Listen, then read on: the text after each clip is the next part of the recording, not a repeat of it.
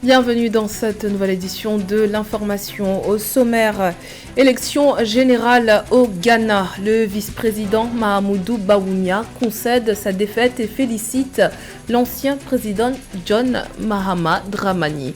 Cette concession marque un retour politique majeur pour l'ancien président qui avait perdu les deux dernières élections face au président Nana Akufo-Addo. Rimtalba Jean-Emmanuel Ouédraogo, nommé Premier ministre au Burkina Faso. Le désormais ancien ministre de la Communication remplace Apollinaire Joachim Kielem de Tambela, démis de ses fonctions par décret présidentiel le 6 décembre dernier. Et puis, le ministère de la Santé en alerte maximale en République démocratique du Congo.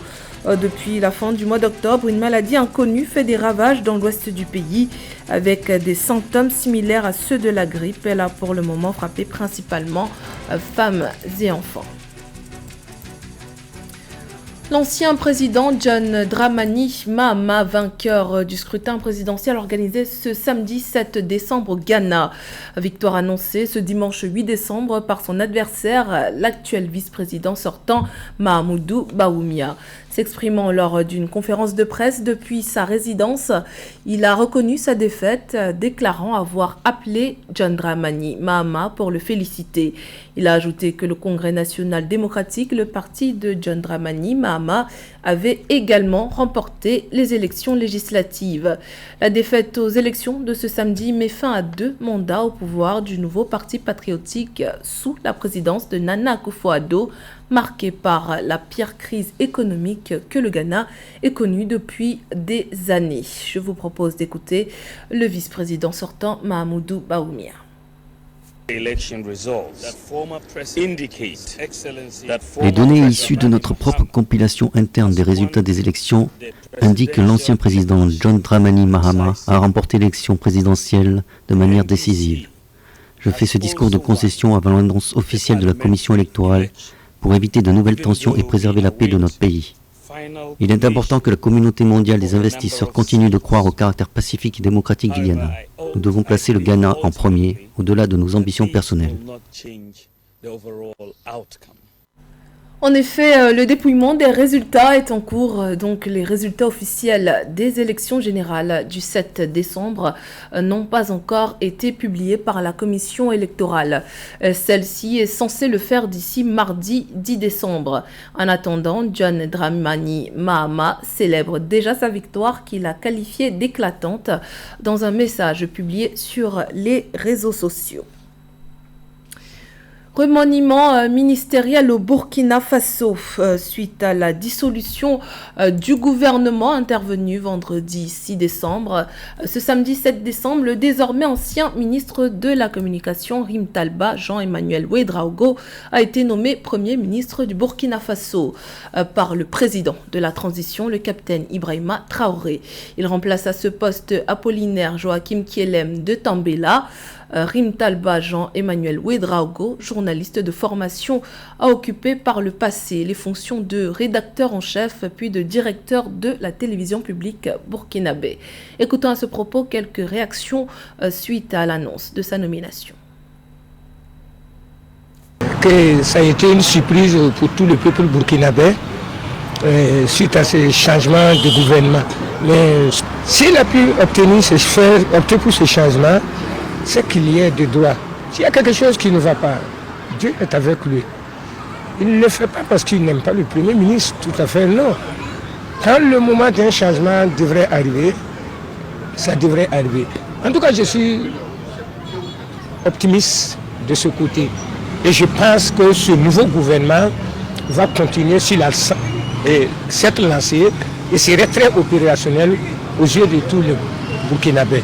C'est un jeune, c'est de la jeunesse. En fait, je pense que la jeunesse a son mot à dire pour le développement de tout le continent. Donc, je pense que confier en tout cas le destin du Burkina à la jeunesse, c'est un bon choix. C'est une tâche immense, on le sait très bien. Mais l'attente des Burkinabés, c'est quoi? Les Burkinabés ont faim. Les Burkinabés veulent que le pays soit libéré. Les Burkinabés ont beaucoup de choses à demander. Mais la première des choses, il faut que les Burkinabés mangent. Ce qui veut dire que la vie chère là, il faut qu'ils s'attaquent beaucoup à ça. Je remercie aussi M. Kielem qui vient de descendre. Parce qu'il a fait un effort. Il a prouvé beaucoup de choses.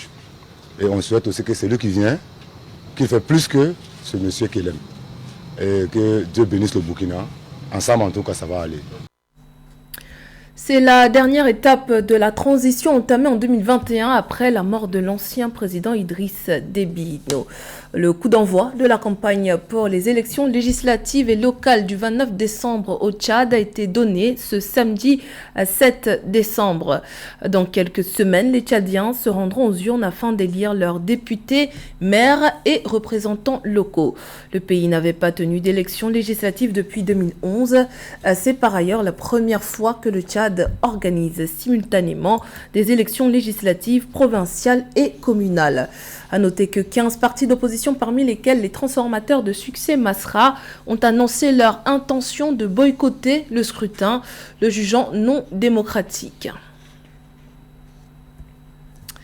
Afin de réduire sa dette publique croissante, l'Ouganda compte réduire ses emprunts extérieurs de 98% au cours de l'exercice financier allant jusqu'à juin 2026. La dette publique du pays, qui a atteint 25,6 milliards de dollars en juin 2024 contre 23,7 milliards de dollars l'an dernier, a notamment déclenché des dégradations de la cote de crédit. Les détails dans ce sujet de Nana Kamsukom. Le gouvernement ougandais prévoit de réduire les dépenses d'un peu plus d'un cinquième et les emprunts nationaux d'un peu plus de la moitié au cours de l'année fiscale 2025-2026, selon le ministère des Finances. L'augmentation de la dette publique de l'Ouganda a alimenté les inquiétudes des politiciens de l'opposition et a également incité les agences de notation Fitch et Moody's à réduire la cote de crédit du pays. Le gouvernement affirme que les emprunts ont été utilisés pour stimuler la croissance économique qui a été plus rapide que celle de beaucoup de ses pairs africains depuis la pandémie de Covid-19.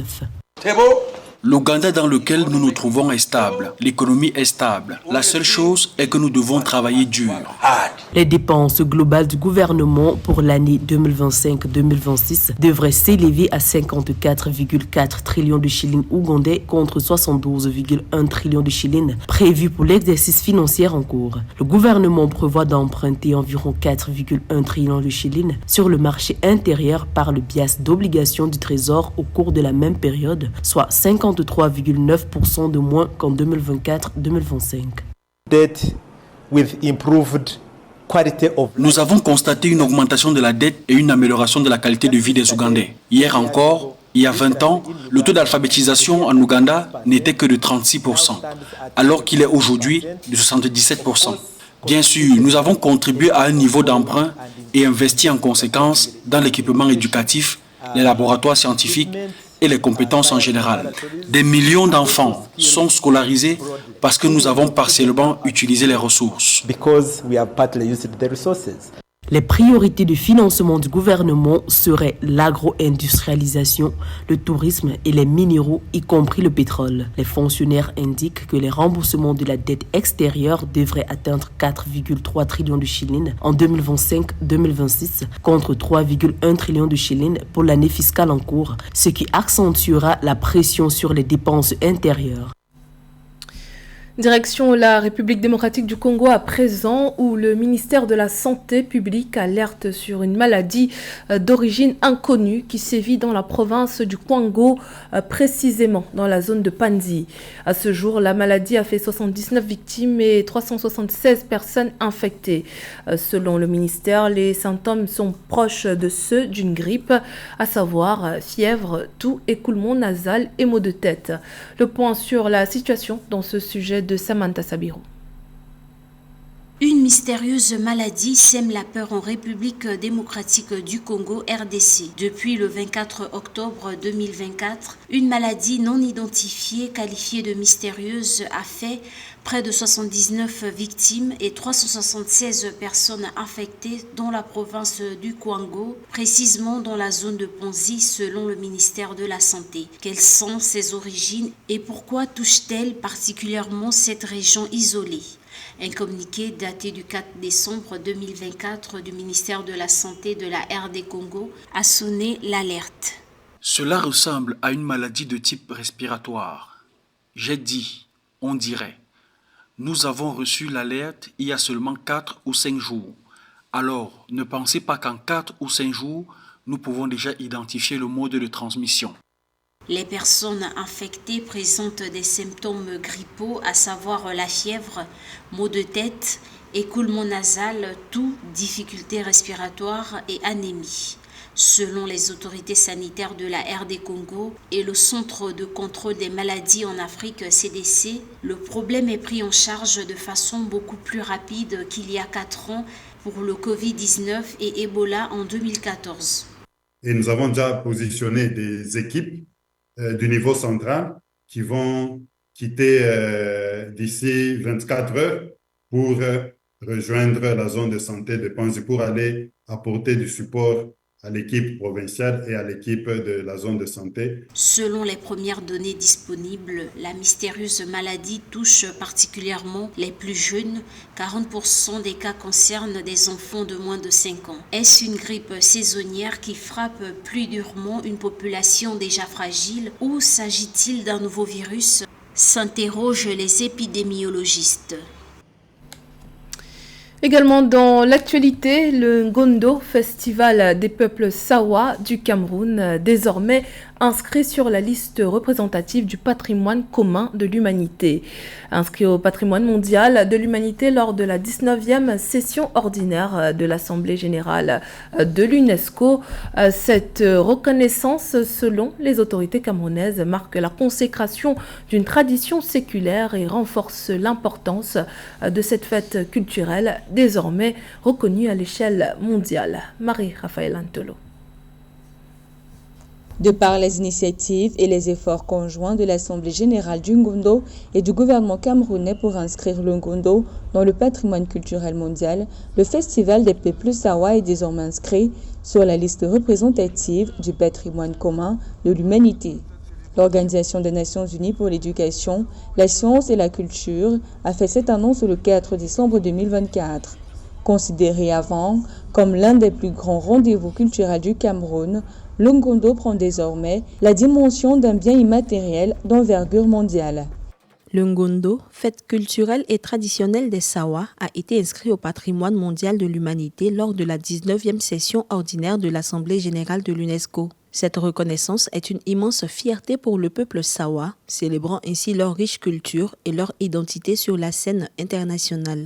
Le Ngondo, fête traditionnelle et rituelle des peuples côtiers du Cameroun, réunis depuis plusieurs années, les peuples côtiers pour célébrer une grande fête rituelle, mystique et culturelle animée par les chefs des différents cantons de la ville de Douala et sa métropole. Son animation culturelle est faite par la course de pirogue, la lutte traditionnelle ainsi que les différents concours tels que le concours de cuisine, du meilleur danseur et celui de Miss Ngondo. Son inscription au patrimoine commun de l'humanité révolutionne ainsi la sphère culturelle camerounaise. Le Ngondo est un creuset dans lequel on rencontre la synthèse de la culture Sawa d'une manière générale. Vous allez y trouver de la cuisine, l'aspect culinaire du Sawa. Vous allez y trouver l'aspect vestimentaire du Sawa. Vous allez y trouver l'aspect sportif et touristique du Sawa.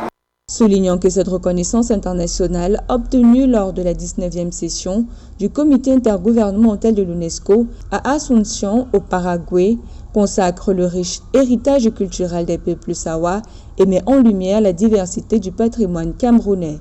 Cette fête traditionnelle est célébrée chaque mois de décembre. C'était le journal de la rédaction. Merci pour votre fidélité. Dans un instant, une nouvelle édition de l'actualité sur Africa 24.